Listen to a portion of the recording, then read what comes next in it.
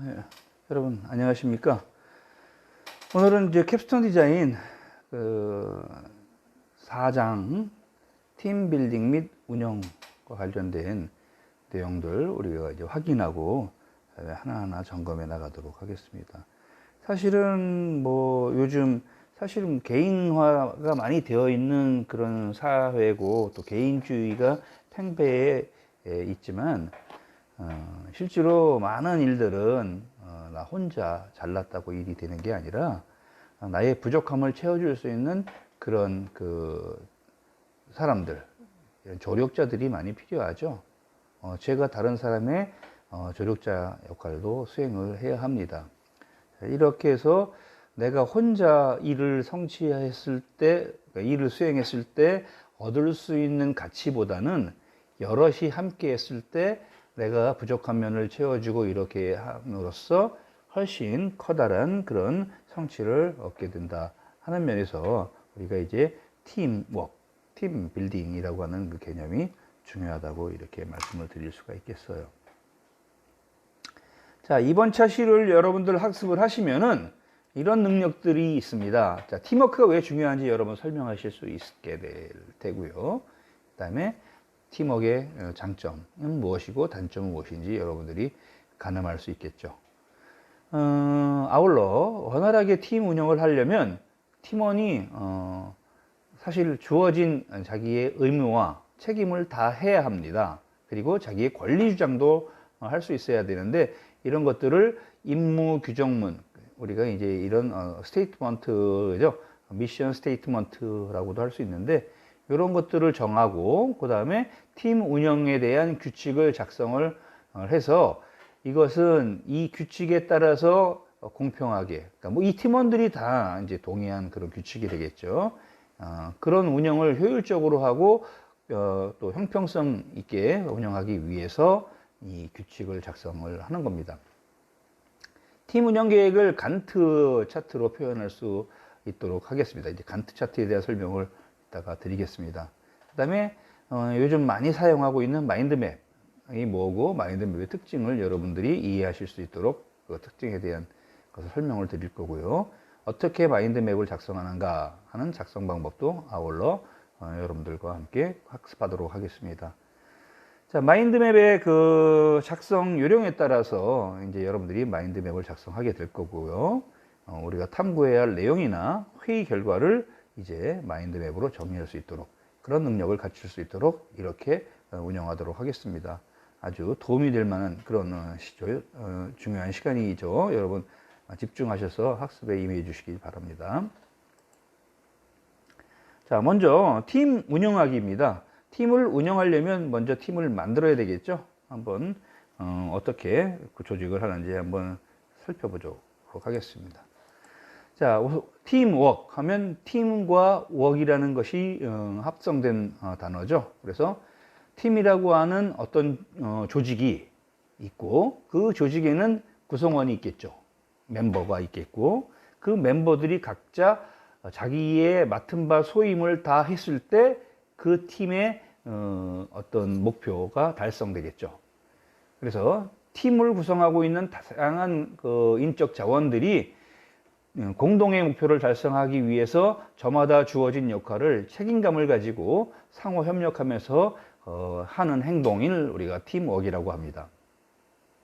이때 팀이 갖고 있는 공동 목표를 달성하려면 결국 팀 구성원 간에 공감대가 형성이 되어 있어야 하고요. 그리고 내가 해야 할 일이 명확하게 규정되어 있어야 합니다. 자, 또 내가 하는 일과 다른 팀원이 하는 일이 중복되는 일이 많이 있으면, 중복되는 부분이 많으면요, 서로 책임을 미룰 경우도 많이 생겨요. 그러니까 정확하게 내가 해야 할 일, 다른 사람이 해야 할 일을 분명하게 이렇게 규정하는 것이 굉장히 중요하고요. 그다음에 이제 어떤 일을 해나가는데 무제한적인 시간을 쓸 수 있는 거는 별로 없잖아요. 그러니까 정해진 시간, 제한된 시간 안에 소기의 목표를 달성하려면 결국 시간 관리를 굉장히 효율적으로 해야 한다는 얘기입니다. 우리가 캡스톤 디자인을 한다 하면 여러분 졸업하기 전에 11월 31일까지 9월 뭐 한 두 달 정도 이렇게 해서 10월 중간부터 11월 말까지 이렇게 한 달 반 정도에서 두 달 길면 정도의 시간이 할애가 돼요. 그 배정된 시간 안에 어떤 이론적인 아이디어 캡처, 그다음에 이론 검토, 뭐 이렇게 해서 타당성 검토, 이런 검토를 다 마치고 그다음에 설계하고 논리적으로 설계하고 그다음에 논리적인 설계할 때는 뭐 예를 들면 필요한 하드웨어 자원은 뭐가 있고 그다음에 소프트웨어는 어떤 식으로 구현되어야 되는 거예요. 누가 개발해 놓은 것을 갖다가 쓰면서 수정할 것인지 아니면 새롭게 소프트웨어를 다 개발할 것인지 또 어떤 프로그램 언어를 써서 그 필요한 소프트웨어를 구현할 것인지 예를 들면 이런 것들에 따라서 시간을 어떤 건 개발하는데 시간이 2개월이 걸릴 수도 있고 뭐 일주일 만에 개발이 완료될 수도 있잖아요. 그래서 효율적인 시간 관리가 굉장히 중요하다는 거죠. 그리고 이제 팀원 간에 서로 원활한 의사소통이 필요합니다. 자, 제가 하드웨어 담당인데 제가 맡은 회로 조립이 다 끝났어요. 그러면 이것을 어떤 케이스 안에 담아야 하는데 케이스를 설계하는 사람이 뭐 개인적인 뭐 아프고다거나 뭐 이런 식으로 해서 그 케이스 설계가 끝나지 않았습니다. 그랬을 경우에는 어떻게 돼요? 이 하드웨어를 담을 수 있는 그릇이 없기 때문에 상당히 불만이 생길 수도 있겠죠. 그러니까 그런 이유, 왜 지체되는지, 그리고 언제까지 그것을 책임지고 할 수 있는지, 대체 자원이 있는지 이런 것들을 조직 내부에서 원활하게 의사소통이 이루어져야 되고 그 다음에 그런 것에 따라서 긴밀하게 또 정확하게 결론을 봐서 역할을 재분담, 조정할 수도 있겠죠. 이렇게 이제 팀워크를 살리려고 하는 거죠. 누구 탓이라고 핑계를 대고 누구 탓이라고 이렇게 해서는 좋은 팀워크를 만들어 나가기가 어렵습니다. 팀워크가 중요한 이유, 조금 전에 말씀드린 것처럼 자, 소비자가 요구사항이 아주 빠르게 또 다양하게 우리가 사실 소비자의 마음 변덕이 심합니다. 그래서 이런 다양한 요구에 정말 빠르게 대응하기 위해서는 거의 모든 업무가 긴급 대응팀, 아주 작은 규모의 팀 단위로 이렇게 대응을 하는 경우가 많아요. 대기업에도요, 예를 들면 어떤 팀이 있습니다. 뭐 기획팀 있다 하면 그 기획팀의 구성원은 뭐 사원, 대리, 과장급으로 구성할 수도 있겠고요. 그냥 상무님, 정무님, 사장님 이런 분들이 모여서 기획팀을 운영하기도 합니다. 그리고 각 개인의 창의성도 결국 팀 활동을 통해서 커질 수 있습니다. 협업이라고 하는 코어퍼레이션이죠. 이 협업이라고 하는 그 능력은 창의 융합적인 가치를 창출한다고 하는 그런 21세기 또는 22세기 이런 미래 인재의 핵심 역량으로 굉장히 인정받고 있습니다. 이 협업 능력, 같이 일할 수 있는 그런 능력이죠. 자, 그 다음에 그렇다면 이런 팀 조직을 해서 같이 팀워크를 맞춰서 협업을 했을 때 어떤 장점을 갖는지 한번 여러분 살펴봅시다. 뭐 외우실 필요는 없어요. 외우실 필요는 없지만 여러분들이 이런 장점이 있구나 하고 이해하고 가시면 됩니다. 아마 다 고개를 끄덕이실 만한 그런 장점일 겁니다. 자, 서로 다른 전문성과 또 생각하는 방식이 달라요. 어떤 사람은 굉장히 구체적으로 깊이 있게 생각을 하려고 하고 어떤 사람은 겉으로 또 확장적으로 막 여러 가지를 포괄적으로 넓게 생각하려고 하는 사람이 있어요. 그러면 깊이 생각하는 사람이 한 가지에 대해 몰두해서 파고들 수는 있는 능력은 좋지만 넓은 영역으로 이렇게 확장시키는 거에는 능력이 떨어질 수 있잖아요. 또 많이 생각해가지고 자꾸 넓게 펼치려고 하는 사람은 깊이가 암만 해도 얕아지기 때문에 아주 전문적인 그런 기술, 제품을 만들어내기는 좀 어려운 부분이 있겠죠. 그래서 다양한 그 특성을 갖는 그런 구성원들을 가지고 하나의 팀을 만들므로써 그 구성원들이 가지고 있는 지식의 다름, 그 다음에 경험의 다름을 하나로 이렇게 복합시킬 수 있다라는 겁니다. 이 팀 구성원의 그 어떤 협력, 팀 구성원이 서로 협력을 하면서 새롭게 창의적이고 혁신적인 그런 해결책이 만들어지기도 합니다. 우리가 혼자서 시도하기 어려운 그런 모험도 뭐 도전을 누가 같은 조력자가 있다고 하면 해볼 만한 그 용기가 나오기도 하죠. 그래서 이 팀 구성원이 함께 참여해서 이렇게 만들어낸 생성시킨 그런 아이디어는 결국 우리 팀원 사이 같이 노력하면서 갑론을박했지만 결국 그래 그게 맞다, 그게 더 유리하겠다라고 다수가 의견을 모아줬기 때문에 쉽게 수용된다는 얘기입니다. 그리고 내가 미처 생각하지 못한 그런 생각들, 그런 기술들, 그런 지식들이 팀원 사이에 공유되기 때문에 서로 가르쳐주고 배우는 그런 관계가 자연스럽게 형성돼요. 이 팀워크를 통해서 원만한 인간관계나 리더십을 길러내갈 수도 있고, 그 다음에 이를 통해서 서로 의사소통하는 능력도 커져나갈 수 있겠죠. 자, 그러면 항상 좋은 점만 있느냐? 그렇지는 않아요. 이런 팀빌딩, 팀 단위로 일을 하는 것이 단점도 가지고 있습니다. 자, 예를 들면 팀 개발을 위해서는, 그러니까 좋은 팀이 되기 위해서는 아무래도 노력이나 시간이 필요합니다. 그리고 팀 구성원이 뭐 아무렇게나 막 던진 그런 아이디어 중에 좋은 아이디어가 하나도 없을 때가 있어요. 그러니까 좋은 아이디어를 발굴하기 위해서 뭐 브레인스토밍 같은 회의를 했지만 결국은 건지는 게 하나도 없어지는 경우가 생겨요. 그러면 그 회의 시간은 결국 쓸모없는 시간이 돼버리죠. 또 팀 구성원 간에 갈등과 대립이 또 반목이 생길 수가 있어요. 내 의견은 완전 깔아뭉개지? 내 의견이 더 좋은 것 같은데? 라는 그런 생각이 강해지면 강해질수록 다른 사람에 대한 불신, 그리고 다른 사람을 성토하려고 하는 그런 문제들이 생기기 때문에 그런 경우라면 이제 아이디어 도출도 어려워질 수 있습니다. 그리고 남에게 의존하는, 우리가 이제 집단 사고라고 하는 그룹 싱킹, 여기에 빠질 수가 있어요. 그리고 서로 책임을 미루기 때문에 결국은 뭐예요? 내가 할 일도 다른 사람이 해주겠지, 이렇게 하다 보니까 대드락이 올 수도 있습니다. 이게 교착 상태라고 하죠.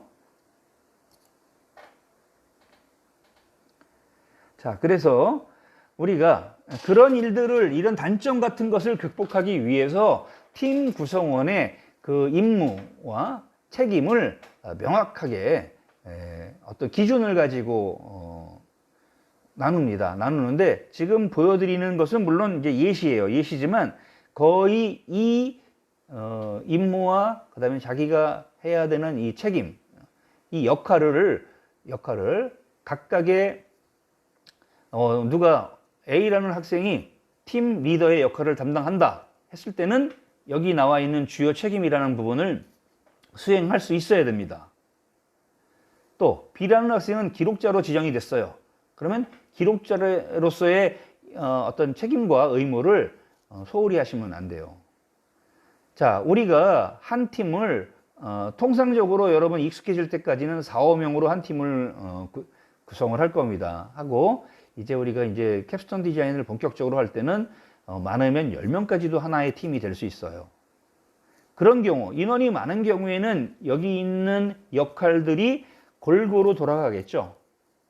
그런데 팀이 4, 5명 규모로 작을 경우에는 한 사람이 여러 가지 역할을 같이 겸해야 하는 경우도 나올 수 있어요. 자, 먼저 여러분들 팀의 리더의 역할을 한번 봅시다.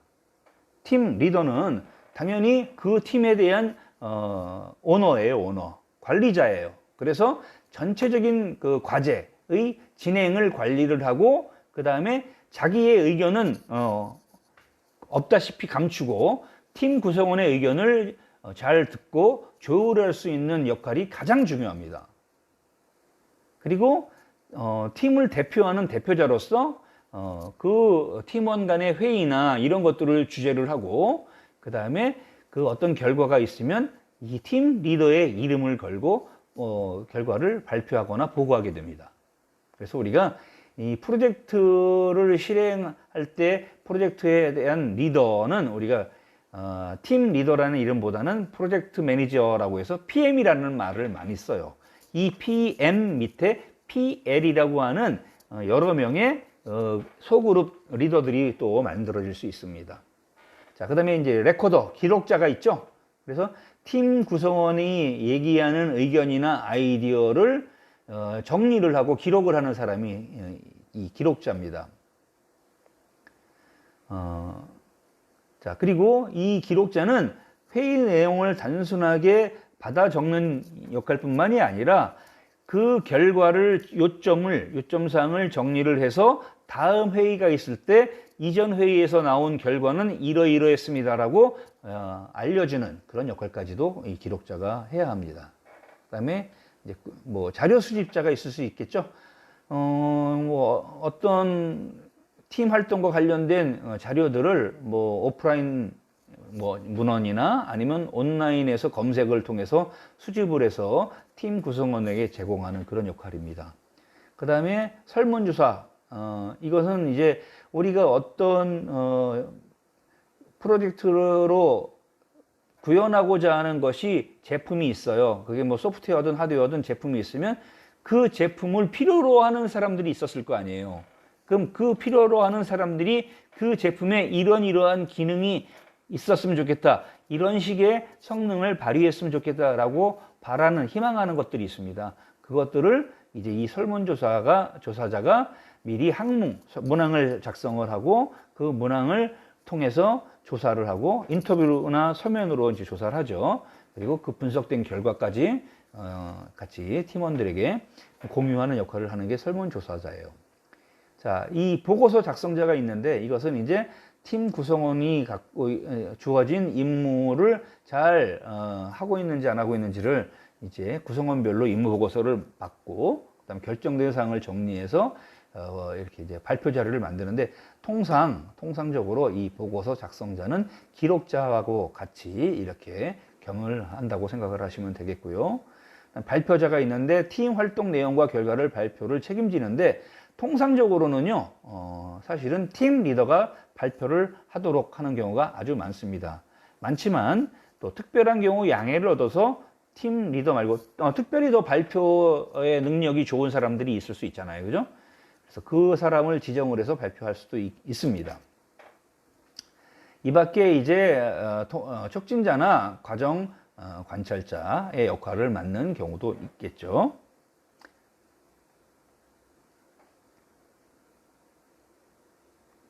자, 이런 그 역할들이 구분이 되고, 그러면 이 역할에 따라서 이제 임무 규정문을 만드는데, 예를 들면 이제 여기 여러분들 화면에 보이시는 예시처럼 팀 리더는 누가 할 것이고, 기록자는 누가 할 것이고, 앞에 나왔던 그 역할, 롤에 맞춰서 이제 사람이 지정이 됩니다. 그리고 그 사람들의 중요한 책임, 이제 우리가 하려고 하는 일에 맞춰서 이 주요 책임을 명확하게 규정을 하고, 될 수 있으면 중복되지 않게끔 하는 거죠. 그리고 이제 이것을 서로 인정하는 범위 안에서 나는 이렇게 하고 싶다. 이걸 좀 더 추가하고 싶다. 뭐 이런 식으로 규정을 해서 팀원들이 합의를 해주면 그게 이제 임무 규정문으로 확정이 됩니다. 자, 이제 임무 규정문이 만들어졌으니까 이제 뭐를 해야 되느냐면요. 운영 규칙을 만들어야 돼요. 팀 운영 규칙 예시입니다. 여러분들도 이제 팀 운영 규칙을 만드실 텐데요. 만들어 보실 텐데요. 자, 앞에 팀 리더 정해졌었죠. 그 다음에 팀의 이름도 만들었습니다. 그리고 기록자의 역할을 하는 사람도 정해졌죠. 그러면 언제 어디서 했다라는 내용을 이렇게 기록을 하고, 그리고 이제 어떤 내용으로 우리가 예를 들면 뭐 회의는 몇 시부터 하고 정기적인 회의를 하고 또 필요하면 수시 회의하고 뭐 이런 내용들을 쭉 규칙을 만들고 팀 구성원들이 여기에 자필 서명을 하도록 해서 인정시키는 겁니다. 이 운영 규칙에 다 동의했다. 자, 어떤 특정한 팀 구성원이 이 내용에 불만이 있어요. 전 이거 이대로는 못 지켜요. 저는 7시부터 8시까지 알바를 해야 되기 때문에 안 됩니다. 그럼 다른 구성원들이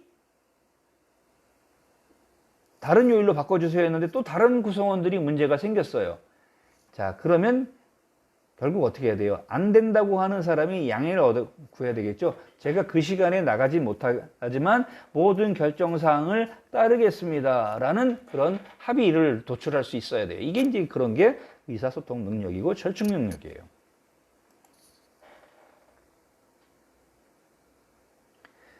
팀 회의록을 만드는 예시를 이제 여러분들 보시고 계신데요. 뭐 이제 마찬가지죠. 팀 이름이나 이 회의 일시, 그 다음에 장소 나오고 참석한 사람, 또 빠진 사람을 나오고, 그 다음에 회의의 어떤 주제, 이번 회의에 다룰 주제를 하고요. 그 회의를 통해서 결정된 사항을 기록을 하고 이제 이렇게 합니다. 과정관찰자 의견 이런 것들은 예를 들면 이제 교수자, 과정관찰자가 될 수는 있겠죠. 그럼 그 의견이 있으면 이렇게 이제 어떤 업저버의 그 의견을 이제 반영해서 이렇게 기록을 남깁니다. 남기고 다음에 회의를 하기로 했으면 언제 하기로 했는지에 대한 것을 같이 기록해주는 이런 형식으로 간단하게 한 장 정도로 기록을 합니다. 자, 그 다음에 이제 팀 구성을 할 때, 팀 구성을 해야 되는데요. 팀 구성하는 방법입니다. 자, 팀의 인원수는 몇 명이 되는 게 적정할 것이냐. 그것은 우리가 수행하려고 하는 그 과제의 규모나 아니면 난이도에 따라서 달라질 수 있어요. 그리고 전문 지식이나 경험, 또 생각하는 능력, 리더십, 이런 여러 가지 측면에서 서로 보완해서 보완제로서 작용을 하면 훨씬 좋기 때문에 되도록이면 뭐 어떤 아주 다양한 구성 요소를 반영을 해서 팀을 만듭니다. 이제 이런 것들을 연습을 할 거고 매주에 여러분들이 이 팀원들을 바꿔가면서 팀 조직을 해보고 이렇게 이제 할 거예요. 이렇게 구성을 해서 가장 중요한 것은 팀원의 다양성을 고려해서 팀을 만드는 게 중요하다 하는 것을 여러분들이 아마 매주차 느끼시게 될 겁니다. 자, 그 다음에 이제 HARB, HBDI라고 하는 방식이 있어요. 이거는 헤르만 브레인 도미넌스 인스트루먼트라고 해서 우리가 이제 헤르만 또는 허만이라고 하는 그런 사람의 그런 두뇌 우성 분석 도구라는 것을 이용을 하는 거예요. 이 허만이라는 이 과학자가 인간의 뇌를 오랫동안 연구했는데 그 앞에 뇌가 굉장히 이게 뇌 구조라고 하면요. 뇌 구조라고 하면 뇌의 오른쪽과 왼쪽이 어떤 능력을 갖고 있고 그 다음에 앞쪽과 뒤쪽이 어떤 능력을 갖고 있는지를 이렇게 구분한 겁니다. 대체적으로 이 부분이 맞다고 그래요. 그래서 이렇게 이제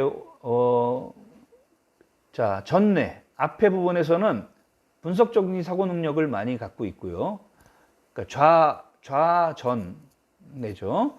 그다음에 좌후뇌에서는 순차적인 그런 사고 능력을 많이 가진다고 합니다. 그리고 우전뇌는 이제 창의적인 사고와 관련된 그런 기능들이 많이 분포되어 있고요. 그다음에 우후뇌는 이제 직감적, 미적 이런 예술적인 부분들이 많이 사고한다고 합니다.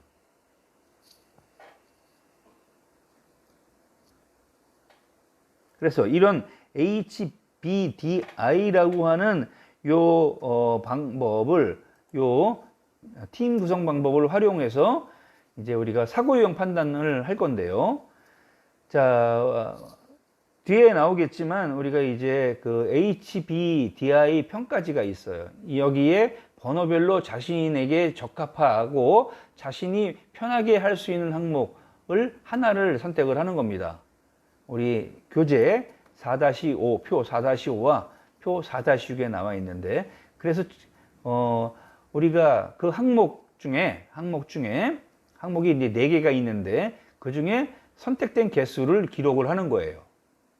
기록을 하고 그 선택된 개수를 HBDI 사고 유형 특성도 이제 그림 뒤에서 보여드릴 건데 거기에 트랙에 점으로 표시를 해서 이게 이제 어떤 부분이 내가 더 우성이다 라는 것을 나는 어떤 능력이 더 좋다 라고 하는 것을 판단하는 겁니다.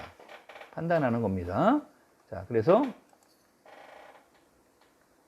예를 들면 이런 거예요. 이런 거예요. 자, HBDI 평가지에 응답을 했더니 A라는 항목에 대한 선택은 4가지가 됐고요. B라는 항목은 5가지, C라는 항목은 7가지, D라는 항목은 9가지가 됐어요. 이 9가지가 됐는데, 자, 그러면 A, B, C, D가 뭔지 한번 살펴보도록 하죠.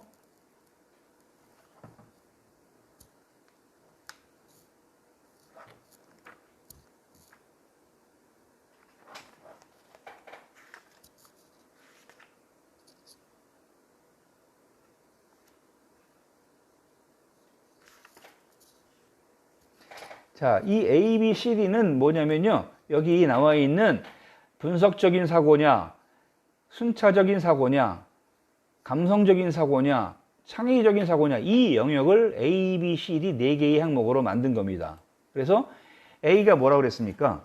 A는 분석적인 사고력은 4개로 좀 떨어지고, 그 다음에 순차적인 사고력, 즉 좌뇌 부분은 좀 약하지만 이 친구 같은 경우에는 우뇌 부분이 발달했다라는 것을 알 수가 있어요. 그죠?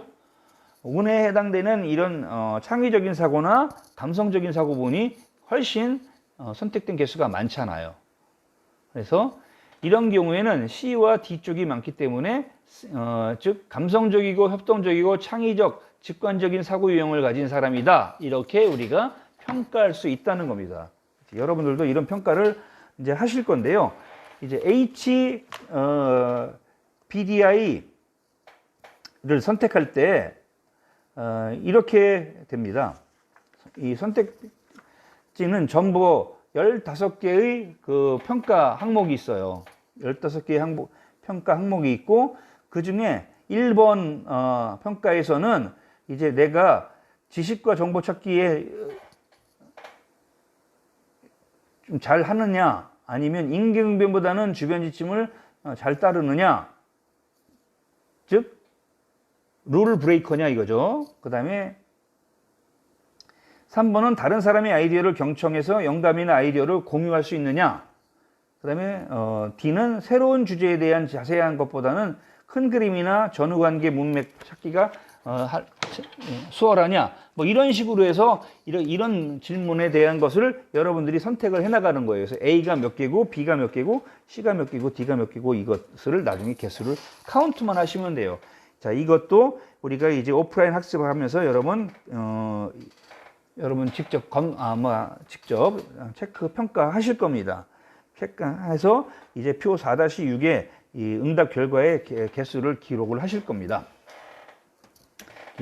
자, 그래서 이런 방식으로 HBDI를 활용해서 자신이 어느 부분에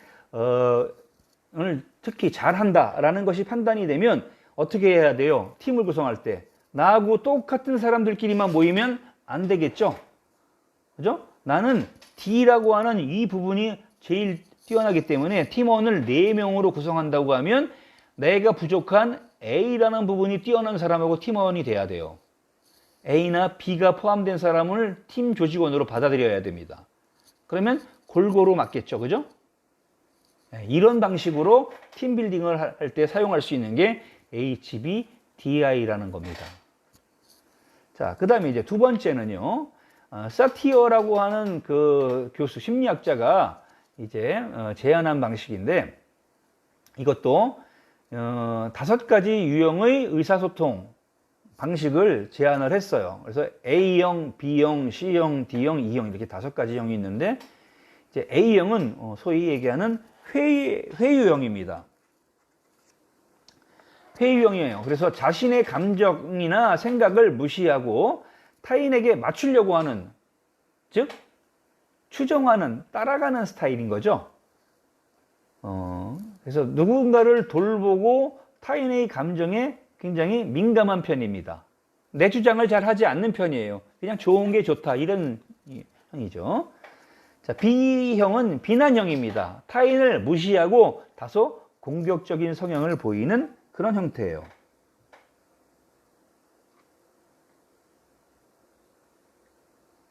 자, 속으로 여러분들 나는 어느 형에서 해당될 것이다 라는 판단이 쓰고 계시죠. 자, C형은 이제 아주 이상적인 사람이죠. 자신과 타인 모두 무시하는 거예요. 그냥 그 상황, 케이스만 중시합니다. 그래서 아주 객관적이라고 이렇게 생각하는 그런 스타일이에요. 즉, 예를 들면 예를 들면 여러분 여친하고 어디 가게 종업원이 싸워요. 싸우면 여러분 누구 편을 들 거예요? 여기서 종업원 편을 들려고 한다고 하면 아주 객관적인 거잖아요. 그죠? 그렇기 때문에 그런 사람은 이제 초이성형이라고 할 수가 있겠죠. 문제가 생겼을 때 감성에 휩싸이지 않고 꼼꼼하게 전후 사정을 살펴가면서 해결할 수 있는 능력이 있습니다. 우리 과학자는 사실은 이런 부분이 아주 필요할 수도 있겠죠. 그 다음에 이제 산만한 타입이 있어요. 자신, 타인, 상황 이런 거 모두 무시하고 그냥 안중이 없고 개념이 없고 관심이 없어요. 그냥 좋은 게 좋은 거예요. 그러니까 항상 유쾌하고 유머러스하고 분위기 메이킹을 하려고 하는 그런 스타일이죠. 그 다음에 이제 일치형이 있어요. 이거는 의사소통을 할 때 매우 진실되게 나는 솔직하게 얘기하는 사람이에요. 자신의 감정을 잘 알아차려서 아주 적절하게 표현하기도 잘합니다. 아주 자아 존중감이 높은 스타일이죠.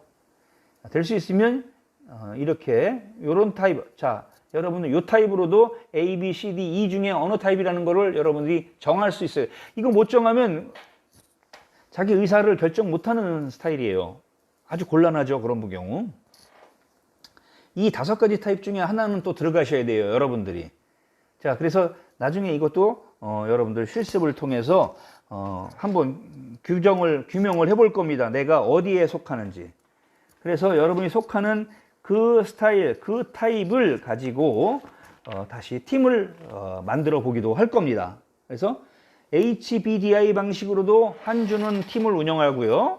그 다음에 사티어의 방식으로도 한 주는 팀을 운영하고 이런 식으로 이렇게 팀 빌딩을 해보겠습니다.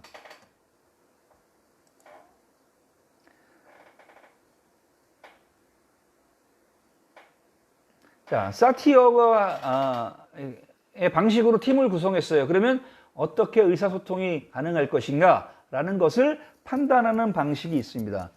여기도 앞에 그 편까지 우리 교재에 나와 있는 표 4-6에 있는 유형편까지, 아니 4-8이죠. 이 4-8에 있는 유형편까지, 표 4-8에 있는 유형편까지를 여러분이 참조하셔서 보시면서 자신에게 해당하는 항목을 표시를 합니다. 그리고 표시된 항목을 이제 A, B, C, D 이 5가지 유형에 몇 개나 걸치는지를 확인하고 가장 많은 유형으로 하나를 몰아가는 거예요. 가장 높은 점수가 나온 유형이 자신의 의사소통 유형이라고 이렇게 확정짓는 방식입니다. 자, 이렇게 팀을 만들 때 사용할 수 있는 방법론 2가지를 설명을 드렸어요. 자, 잠깐 쉬었다 가도록 하겠습니다.